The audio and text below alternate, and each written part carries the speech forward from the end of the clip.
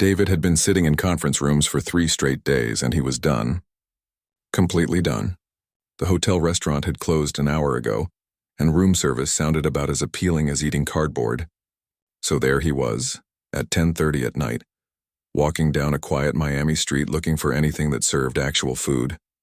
The diner he found looked like it had been there since the 70s. Faded yellow sign, cracked parking lot. The kind of place where truckers stop at 4 in the morning. But the lights were on, and through the window he could see a few people inside. Good enough. A small bell chimed as he pushed open the door. The air smelled like coffee and grilled onions.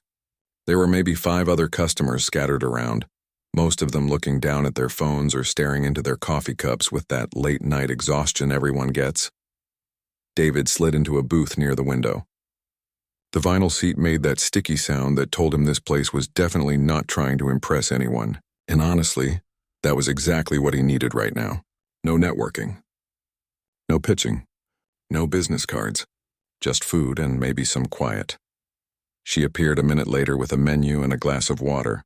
Tall, probably late 20s, with dark hair pulled back in a simple ponytail. She had this way of moving that seemed too graceful for a place like this, like she was gliding instead of walking. Her name tag said Katja. David thanked her and took the menu. He was about to order when something caught his eye. As she turned to walk away, he noticed a small tattoo on her wrist. It was text, but not in English. The letters were Cyrillic, Russian, and not just any Russian, but a line he actually recognized. His grandmother would have been proud. She had spent years drilling Russian into his head every summer when he visited her in Brooklyn. At the time, he had hated it. All his friends were outside playing basketball, and he was inside learning verb conjugations and memorizing Pushkin poems. But right now, seeing those familiar letters, something warm spread through his chest. When she came back, David spoke without really thinking about it. In Russian, he said the rest of the line that her tattoo had started. Something about autumn and golden leaves from a Pushkin poem his grandmother had loved. The waitress stopped mid-step. Her eyes went wide, and for a second she just stared at him. Then her whole face changed. She smiled. A real smile, not the customer service kind, and answered him back in rapid Russian. She asked where he learned to speak. Her accent was pure Moscow, the kind his grandmother used to call proper Russian. David explained about his grandmother, about those long summers, about how he could still hear her voice correcting his pronunciation. For the next 20 minutes, they talked. Well, she talked when she could, between refilling coffee for the trucker in the corner and taking an order from the couple by the door. But every time she passed his table, they continued the conversation. She told him she was from Moscow, that she had been in America for 2 years. He told her about his grandmother's tiny apartment in Brooklyn, about the Russian grocery store on Brighton Beach Avenue where she used to take him. It felt like bumping into an old friend. Or maybe like finding a piece of home in a place you never expected. The other customers probably thought they were crazy, switching between English and Russian, laughing at jokes that only made sense if you understood both languages. David learned that she missed Russian winters, which seemed insane to him. Who misses cold weather? But she explained it was about the feeling, the way everything got quiet under snow, the way people drank tea for hours just talking. She asked about his work, and he kept it simple. He worked with computers, he said. Software stuff. Nothing interesting, she laughed at that. In Russian, she said that everyone in America says their job is not interesting even when it is. It is like people are afraid to sound too proud. In Russia, she said, if you do something well, you just say it. David found himself relaxing in a way he had not in days. Maybe weeks. At these conferences, every conversation was a transaction. Everyone wanted something. Everyone was performing. But sitting in this worn-out diner booth, speaking Russian with a waitress who seemed genuinely happy to have someone to talk to, he felt like a real person again. Other customers came and went. She stayed busy, but she kept coming back. They talked about books, about the differences between American and Russian humor, about how strange English must sound to native Russian speakers with all its weird rules that made no sense. At one point, she brought him his food, a simple burger and fries, but she had added a side of pickles without him asking. When he looked up surprised, she said in Russian that Americans never order enough pickles. It is a crime, she said, laughing. The food was nothing special, but David could not remember the last time he had enjoyed a meal more. It was not about what he was eating. It was about feeling seen, feeling human, connecting with another person over something real instead of exchanging elevator pitches. As the clock pushed past 11:30, David realized he was one of only 2 customers left. He probably should leave, let her finish her shift in peace, but he did not want this night to end. It reminded him of his grandmother, of a part of his life he had almost forgotten about. When she brought his check, something changed in her expression. She looked almost hesitant, which seemed strange for someone who had been so confident all night. She set down the check, and underneath it was a business card. It was fancy, thick cardstock, white with silver lettering, the kind of card that costs more to print than regular business cards. David picked it up and read it. Volkov Ventures, then a name, Katya Volkov, and a title that made his brain stop working for a second. Chief Executive Officer. On the back she had written something in Russian, a simple sentence thanking him for the evening and asking him to call her. David looked up, confused. She was watching him with an expression he could not quite read. Before he could say anything, she spoke quickly in Russian, saying she had to help close the kitchen, but she hoped he would call. Then she was gone, disappearing through the swinging doors into the back. He sat there for a full minute, just staring at the card. Then he pulled out his phone and typed the company name into the search bar. The results made his stomach flip. Articles from Forbes, from TechCrunch, from the Wall Street Journal. Photos of the woman who had just served him a burger standing next to tech billionaires and venture capitalists. A net worth estimated somewhere in the hundreds of millions. The same person who had laughed at his terrible Russian grammar and brought him extra pickles was apparently one of the most powerful venture capitalists in the world.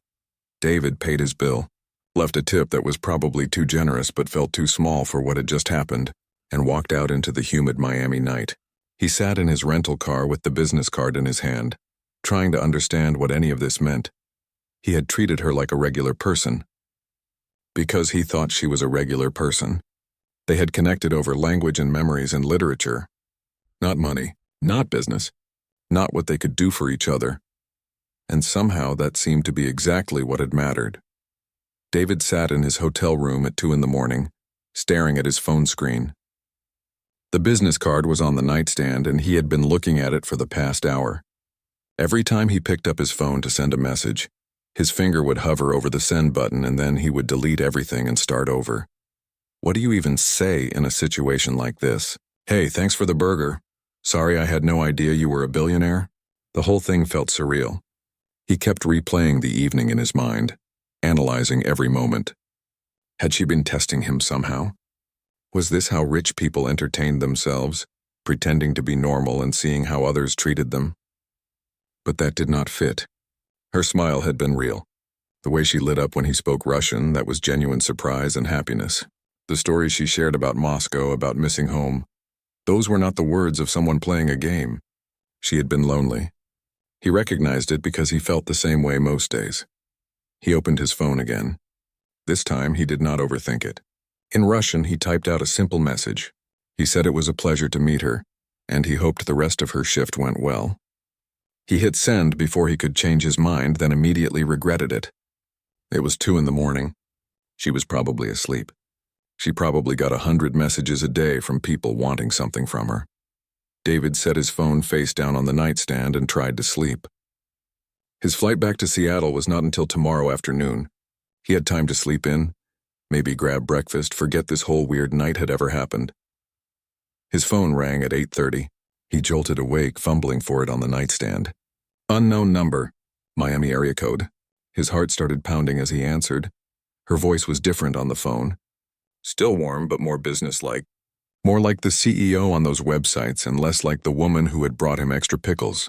She said good morning in English, then asked if she had woken him. Her slight Russian accent made even simple words sound more interesting.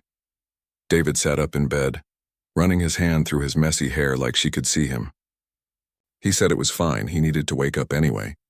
There was a pause on the other end of the line, and he could hear background noise.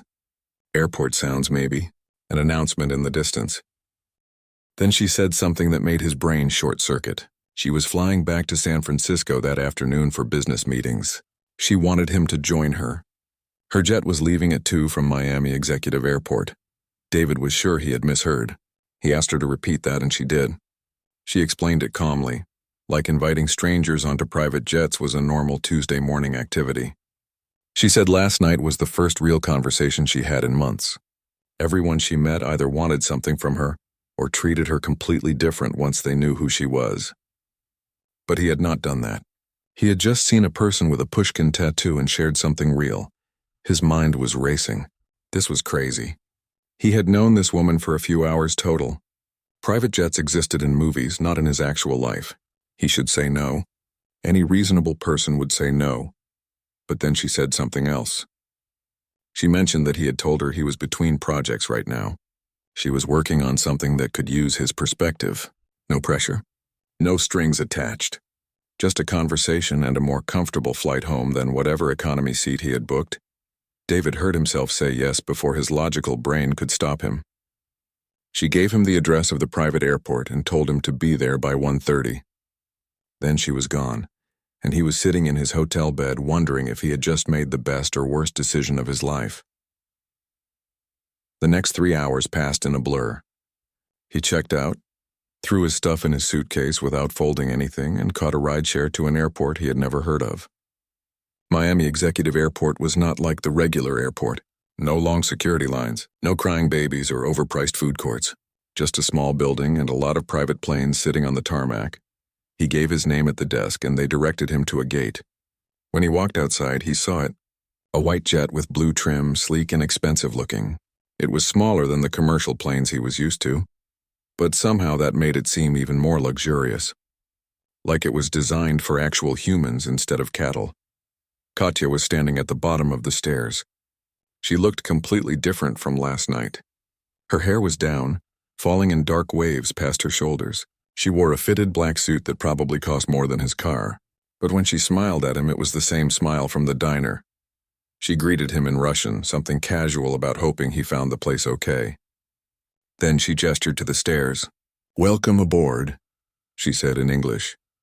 And suddenly David was climbing stairs onto a private jet like this was something he did every day. The inside was not what he expected. He had imagined gold faucets and chandeliers, the kind of gaudy excess you see in rap videos. But this was elegant. Cream-colored leather seats, dark wood paneling. Everything looked expensive but understated. Classy.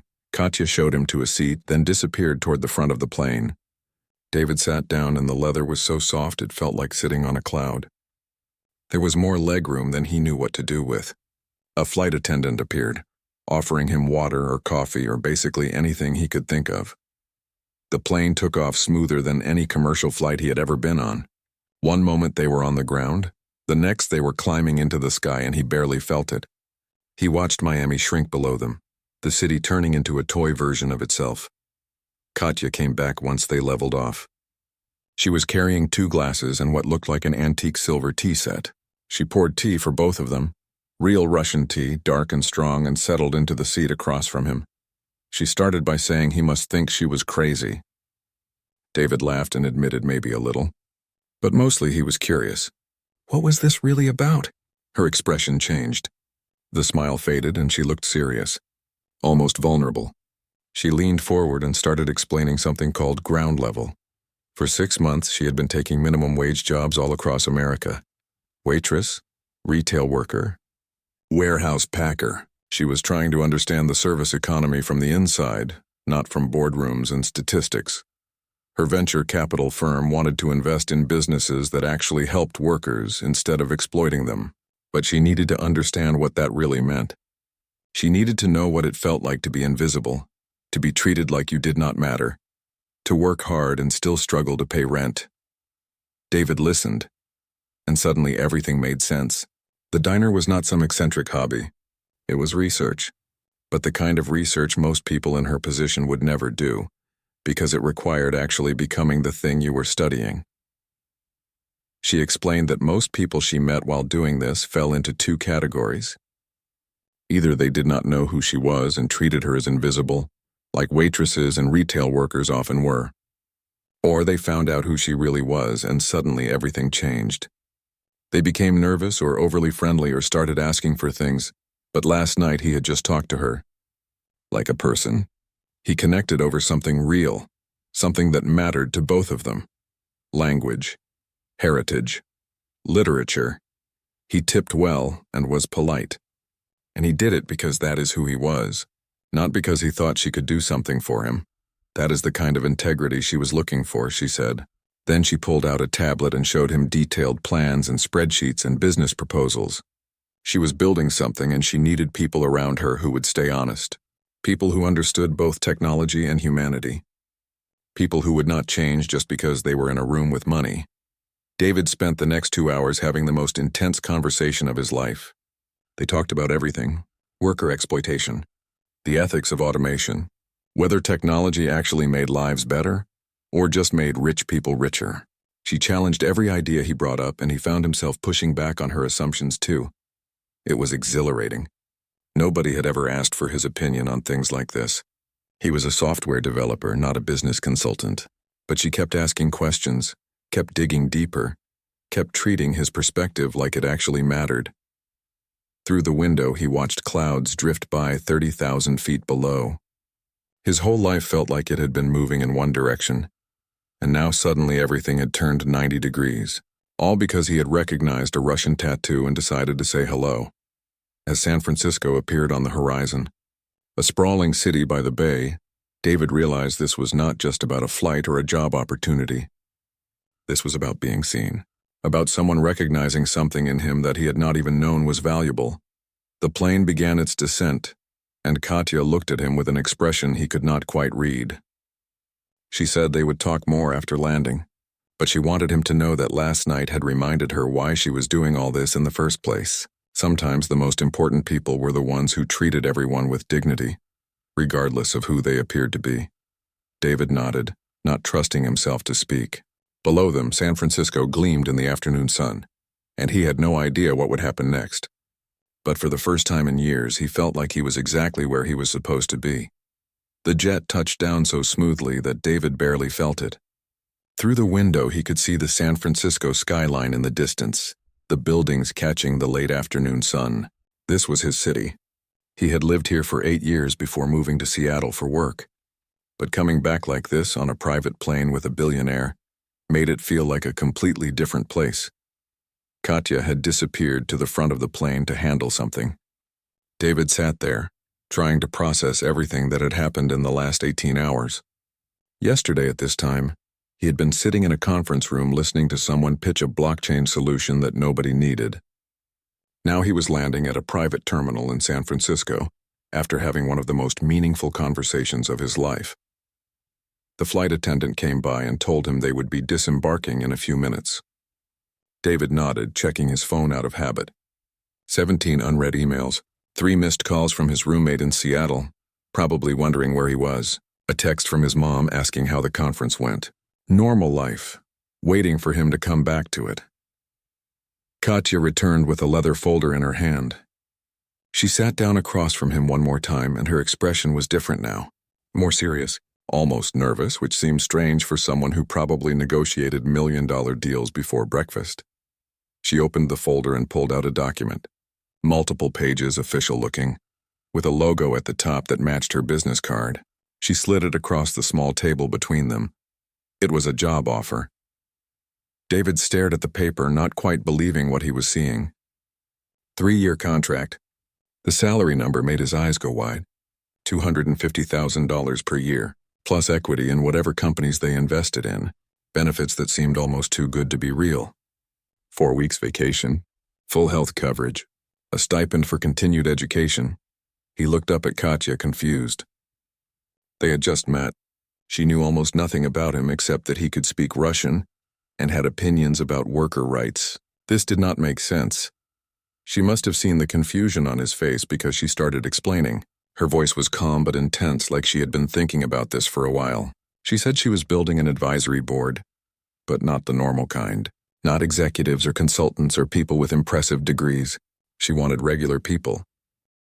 His job would be simple but also incredibly difficult. He would tell her the truth. When her company was about to invest in something, he would look at it and ask the question that actually mattered. Would this make workers' lives better or worse? Would this help people or just move money around? And he would have to be honest even when that honesty was uncomfortable. She said she had been watching people for 6 months while working these jobs. Most people fell into patterns. They were either desperate to please, telling bosses whatever they wanted to hear, or they were cynical and defeated, not believing anything could change. But last night he had been neither. He had just been genuine, present, real. That was what she needed. Someone who would not change just because they were suddenly in rooms with powerful people. Someone who would remember what it felt like to be the person on the other side of the counter. David read through the contract again. His hands were shaking slightly. This was more money than he had ever imagined making. But something about it felt wrong.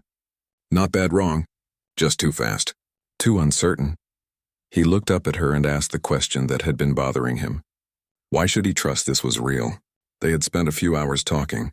She had no idea if he was actually good at anything. For all she knew, he could be terrible at his job. He could be unreliable or difficult or any number of things that would make this a bad decision. Katya smiled at that. It was the first real smile since they had landed. She said that was exactly why she wanted to hire him.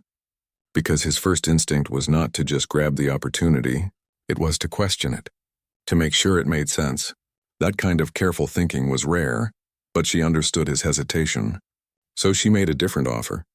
Take the contract home. Think about it for 2 days. Do research on her company. Call people who had worked with her.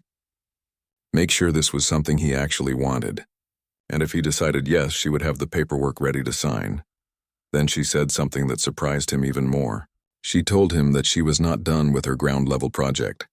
She still had 3 more weeks scheduled at that Miami diner. She had made a commitment to work a full month, and she was going to honor it, even though she had found what she was looking for. Even though she could easily just quit and move on, David asked why. Why go back? She had what she needed. Katya leaned back in her seat, and for a moment she looked tired. Really tired. She said that if she quit the diner just because something better came along, she would be exactly the kind of person who should not be making decisions about workers' lives. The whole point of ground level was to understand what it meant to make commitments and keep them, even when they were hard, even when nobody was watching. Her regular dishwasher had called in sick twice last week, and she had covered his shifts because that is what team members did. The cook was training her on prep work. The manager was depending on her for weekend coverage. Those were real people with real lives, and she had given her word. That mattered. Something clicked in David's mind when she said that. This was not about money or business strategy.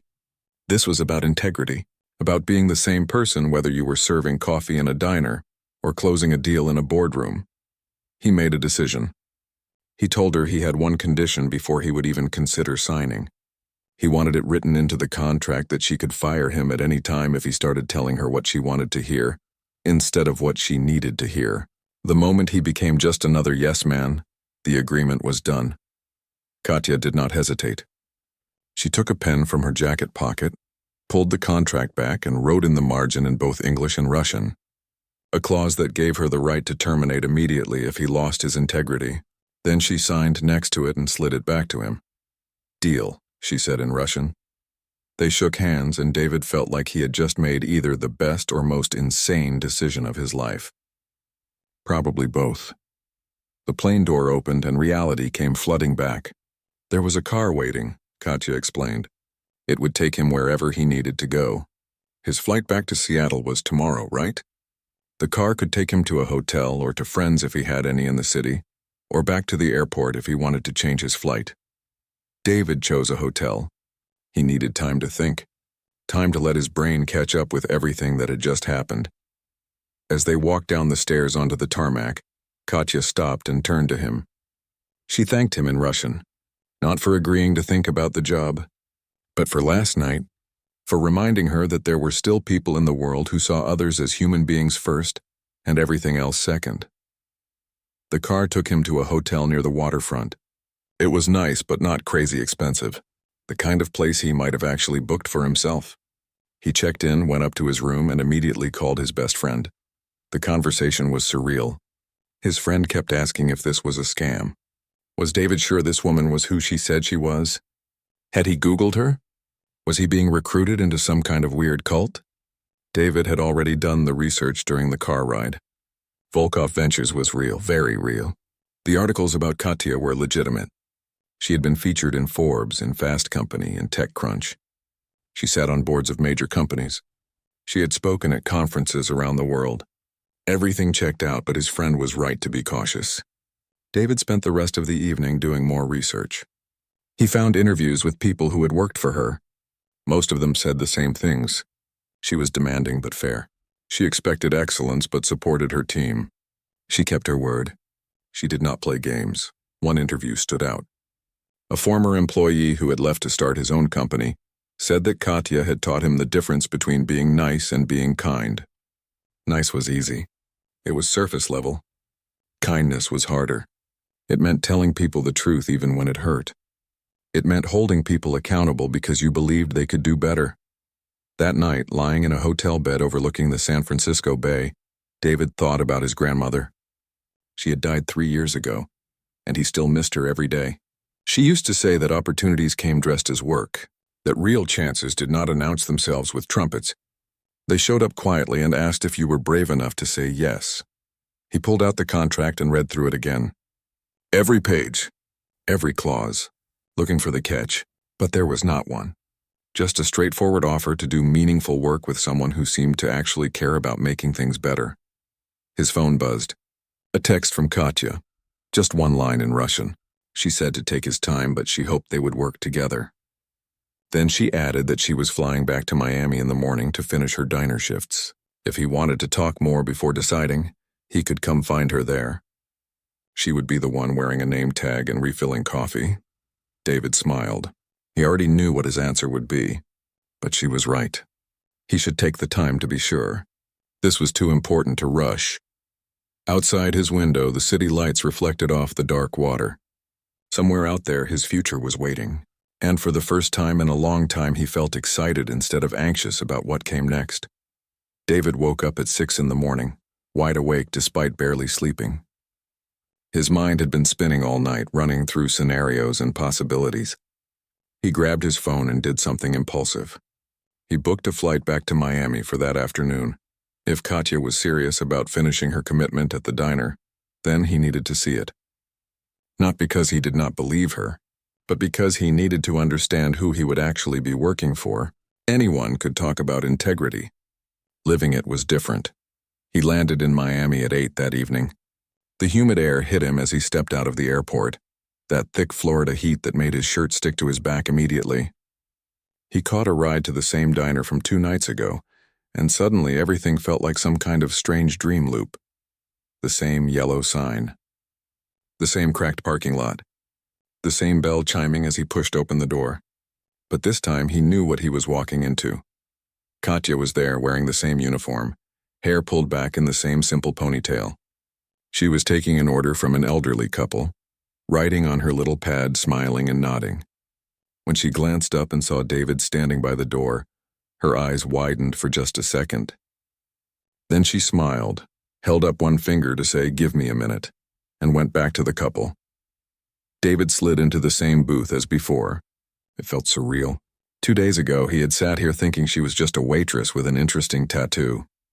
Now he knew the truth, but she was still here, still doing the work, still treating every customer like they mattered. She came over a few minutes later with a menu and water. In English, keeping up the act for anyone who might be listening, she asked what brought him back to Miami. David played along.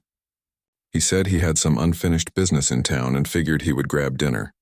They kept up the casual conversation for the next hour.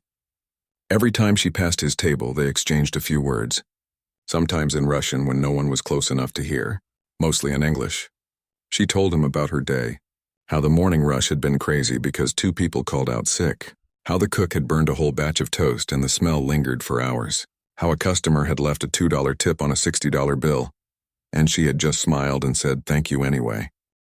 People who understood what it meant to work hard and still worry about money. People who had not lost touch with reality. David watched her work. Really watched. She moved with efficiency, never wasting steps. She remembered orders without writing everything down. She refilled coffee before people had to ask. She chatted with the regulars, knew their names, asked about their families. This was not someone pretending to do a job. This was someone who had learned the job and was doing it well. Around 9:30, when the dinner rush had died down, Katya slid into the booth across from him. She had maybe 10 minutes before someone would need her again. She looked tired. Real tired. The kind that comes from standing for 8 hours straight. She asked him straight out. Why did he come back? David thought about lying, making up some excuse. But that felt wrong. So he told her the truth. He said he needed to see if she was real. If this whole thing was real. Because on paper it sounded too good. The job, the salary, the mission. People did not actually do things like this. They did not work minimum wage jobs when they had billions. They did not keep commitments when breaking them would be easier. Katya listened, her expression unreadable. Then she did something unexpected. She pulled out her phone and showed him a photo.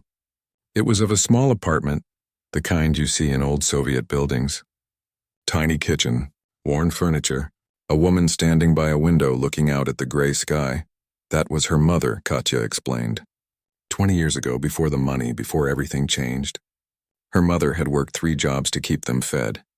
Cleaning offices at night, selling vegetables at the market during the day, mending clothes for neighbors in between. She had worked herself to exhaustion, and for what? Barely enough to survive. Katya said she remembered being 8 years old and watching her mother come home at midnight, so tired she could barely stand. But her mother never complained, never made excuses. She had made a promise to keep her daughter safe and fed, and she kept it every single day. When their situation changed, when her father's tech company suddenly became successful and money was no longer a problem, her mother made her promise something. Never forget what this feels like, she had said. Never forget that the people who serve you food, who clean your office, who stock your shelves are working just as hard as you, maybe harder. And they deserve respect. Always. David felt something tighten in his chest. This was not about some business strategy. This was personal. This was about honoring someone who had sacrificed everything. Katya put her phone away and looked at him directly. She said ground level was not just research. It was a reminder. Every day she put on this uniform, every time someone was rude to her or ignored her or treated her like she was invisible, she thought about her mother. About the millions of people working these jobs right now. About how the system was rigged against them and how people with power had a responsibility to change it. A customer at another table raised their hand, and Katya had to go. But before she left, she said something that hit David hard. She told him the job offer was real, but he should only take it if he understood what it actually meant. It was not about the salary or the fancy office.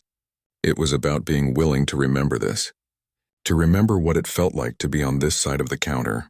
Because the moment you forgot, the moment you started seeing workers as numbers on a spreadsheet, you became part of the problem. David sat alone in the booth, watching her work. A businessman in an expensive suit snapped his fingers at her to get her attention. She walked over with a smile, no trace of annoyance. Patient, professional. How many times had someone treated her like that in the past 6 months? How many times had she bitten her tongue and stayed kind? He stayed until the diner closed at 11. Helped her wipe down tables even though she protested. The manager, an older man with gray hair, came out from the back and looked at David suspiciously.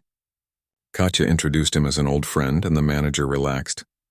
He told her not to forget to clock out this time. Last week she had stayed an extra hour organizing the supply closet and had not logged the time. After the manager left, David asked her about that. She shrugged. She said the supply closet was a mess and needed fixing. It was not about the $8 an hour. It was about doing the job right. They walked out into the parking lot together. The Miami night was still humid, but cooler now. The traffic noise had died down. Just the sound of distant music from somewhere and the hum of the diner's air conditioning unit. David pulled the contract from his bag. He had been carrying it with him since San Francisco. He had read it maybe 30 times. He had called a lawyer friend who looked it over and said it was legitimate and actually very favorable. He had made lists of pros and cons. He had analyzed it from every angle. But standing here in this parking lot, watching Katya massage her sore feet through her work shoes, he realized all that analysis did not matter. This was not a business decision. This was a moral one. Did he want to be someone who just talked about making things better? Or did he want to actually try? He signed the contract right there using the hood of her car as a desk. She watched him, not saying anything. When he finished, he handed it to her and said he had one request. Once a month, he wanted to work a shift with her wherever she was doing her ground-level research. He did not want to forget either. He wanted to stay grounded in reality, not float away into boardrooms and lose sight of what mattered. Katya looked surprised. Then she laughed, a real laugh that sounded like relief and joy mixed together. She said, "Deal," and they shook hands again. She told him to go back to Seattle, finish up his projects there, and be ready to start in 2 weeks. She would finish her month at the diner, wrap up the ground-level research, and then they would begin. She had investors to meet, companies to evaluate, and a whole mission to launch. And now she had someone she trusted to help keep her honest. David flew back to Seattle the next morning, exhausted but energized in a way he had not felt in years. He had 2 weeks to quit his current job, pack up his apartment, and move his life to San Francisco. 2 weeks to prepare for something completely different from anything he had ever done. His roommate thought he was crazy. His mom worried it was too risky. His friends asked if he was sure this was not some elaborate scam. But David was sure, more sure than he had been about anything in a long time. He spent his last day in Seattle walking around the city, saying goodbye to his favorite spots. The coffee shop where he worked most mornings, the park where he jogged on weekends, the Thai restaurant that knew his order by heart. All of it was comfortable and familiar and safe, but safe was not what he needed anymore. He needed something that mattered, something that challenged him, something that made him wake up excited instead of just going through the motions. On his last night, he sat on his empty apartment floor, surrounded by boxes, and called his grandmother's old number. It had been disconnected for years, but sometimes he still called it just to hear the recording. This time he did not call. Instead, he said a quiet thank you to her memory. For teaching him Russian, for teaching him to see people as people, for preparing him for this moment even though neither of them had known it at the time. 2 weeks later, David walked into the Volkov Ventures office in San Francisco. Modern building, glass walls, sleek furniture, everything designed to impress. But on Katya's desk he noticed something that made him smile. A small framed photo of her in her diner uniform, standing next to the cook and the manager, all of them grinning at the camera. A reminder, a promise, a commitment to never forget. 3 months had passed since that night in the Miami diner, and David still felt like he was living someone else's life. He sat in the Volkov Ventures conference room on the 20th floor, looking out at the San Francisco Bay. Sailboats dotted the water. The fog was rolling in. Everything looked peaceful and perfect. But inside this room, things were getting heated. The company presenting was called Server Sync. They had developed software that would optimize restaurant scheduling, using artificial intelligence to predict busy times and staff accordingly. On paper, it sounded great. More efficiency, better service, higher profits, the kind of thing venture capitalists loved. But David saw something else. He saw what the presentation did not say. The algorithm would cut worker hours based on predicted slow times. It would eliminate the guaranteed 40-hour work weeks that many restaurant workers depended on. Someone who used to get steady income would now get unpredictable schedules that made it impossible to plan their life or take a second job. Katya was listening to the pitch, her expression neutral. 3 other partners sat around the table, all of them nodding along. This was exactly the kind of tech solution that usually got funded. Millions of dollars. Big returns. Everyone wins. Except the workers. When the presentation ended, the partners started talking excitedly about market size and scalability. David stayed quiet, waiting. Katya looked at him across the table and asked what he thought. The room went silent. This was still new for everyone. Having someone like David in these meetings, someone whose job was literally just to ask uncomfortable questions. Some of the partners liked it. Others clearly wished he would just stay quiet and let the adults make decisions. David took a breath and asked the Server Sync founders a simple question. Had any of them ever worked in a restaurant? The founders looked at each other.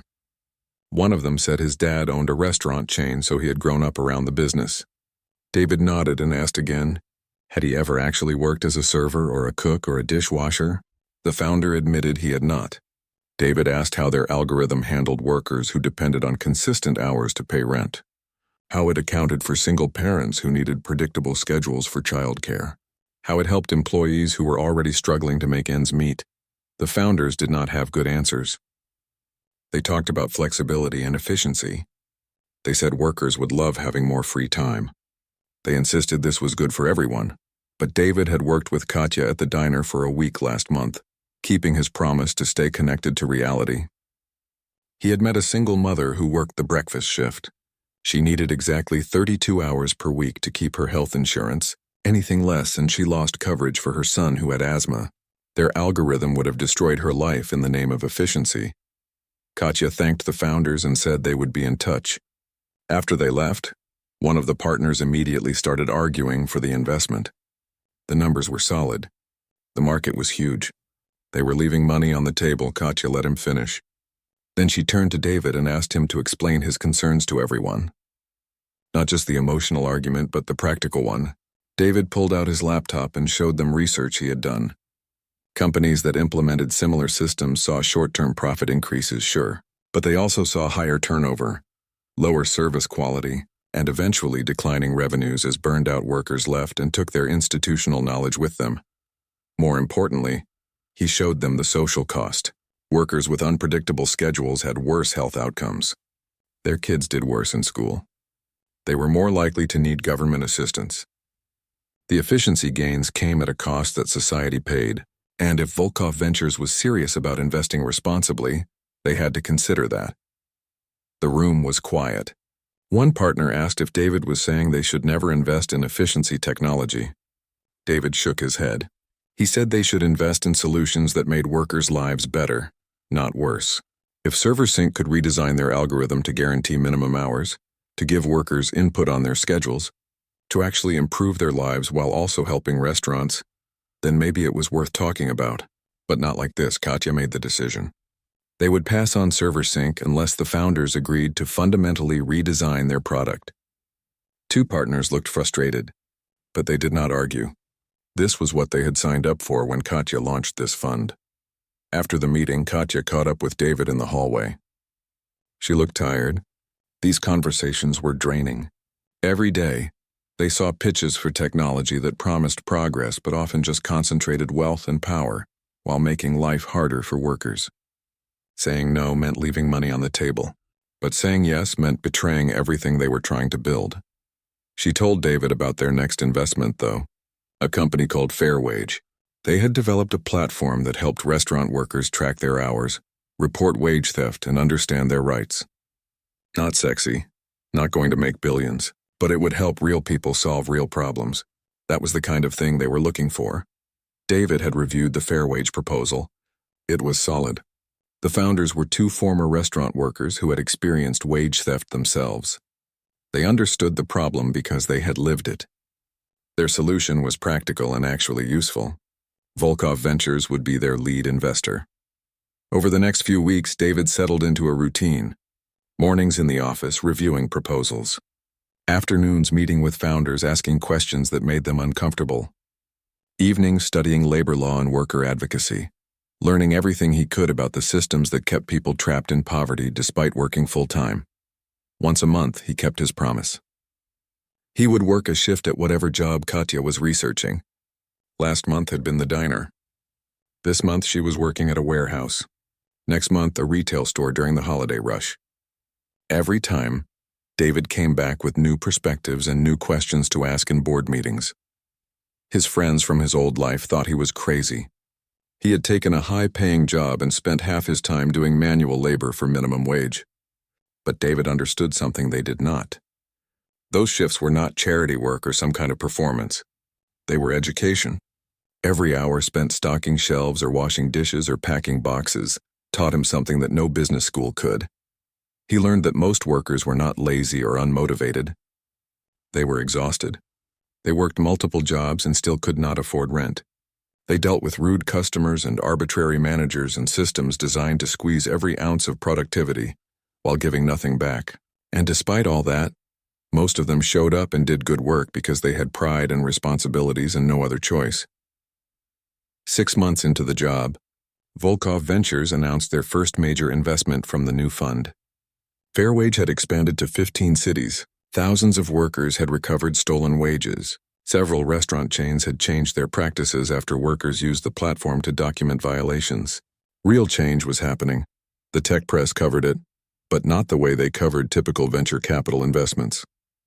There were no headlines about disruption or innovation. Instead, there were stories about workers who finally got paid for overtime they had worked, about people who learned they had rights and how to assert them, about small victories that added up to something meaningful. David got calls from other venture capital firms. They wanted to know how to replicate what Volkov Ventures was doing, how to invest responsibly, how to make money while also making things better. He took the calls and tried to explain that it was not complicated. You just had to actually care. You had to see workers as people, not resources. You had to be willing to walk away from deals that made financial sense but moral nonsense. Some of them got it. Most did not. But slowly things were starting to shift. Other funds started asking harder questions. Founders started thinking more carefully about the impact of their products. It was not a revolution, but it was movement. And movement mattered. One evening, David found himself back in that Miami diner. Not for work. Just because he was in town and wanted to visit. The same manager was still there. Different waitstaff, but the same worn booths and fluorescent lights. He ordered coffee and sat in the booth where everything had started. His phone buzzed with a text from Katya. She was in New York, finishing up the last week of her ground-level project. She had worked as a home health aide, one of the hardest and lowest-paid jobs in America. After this, she would be done. A full year of working minimum wage jobs, understanding the system from the inside. She asked if he regretted saying yes that night at the airport. If this was what he had imagined when he signed the contract. David looked around the diner. At the tired waitress refilling coffee, at the cook visible through the window to the kitchen, at the customers who barely looked up from their phones to say thank you. 6 months ago, he might have been one of those customers. Polite but distracted. Kind but disconnected. He texted back in Russian. No regrets. This was exactly where he was supposed to be. The truth was, speaking Russian to a waitress had not just gotten him a job or a private jet invitation. It had opened his eyes to something bigger. The world was full of invisible people doing essential work. And the ones with power had a choice. They could ignore that reality, or they could do something about it. David chose to do something. Every single day he chose to remember, to stay connected, to use whatever privilege and platform he had to push for something better. It was not easy. It was not always comfortable. But it mattered. His coffee arrived. He thanked the waitress in Spanish, noticing her name tag. Asked how her shift was going. She looked surprised that someone had actually asked, then smiled and said it was okay. Busy but okay. They chatted for a minute about the weather, about the late-night crowd, about nothing important and everything important. When David left, he made sure to tip well. Not because he was trying to prove something, or because he worked for a venture capital firm, but because he remembered. He remembered his grandmother teaching him that dignity was not something you earned. It was something you gave to everyone, regardless of their job or status or what they could do for you. Outside, the Miami humidity wrapped around him like a blanket. He walked back to his hotel, thinking about the strange path his life had taken. One conversation in Russian. One connection over shared heritage. One decision to see someone as a person first and everything else second. That was all it took. Just paying attention, just caring, just choosing again and again to stay human in a world that made it so easy to stop seeing each other. The private jet had been remarkable. The salary was life-changing. The work was meaningful. But the real gift was simpler than all of that. It was the reminder that every person you meet has a story. Every interaction is a chance to choose kindness over convenience. Every day is an opportunity to build something better, even if it is just one conversation at a time.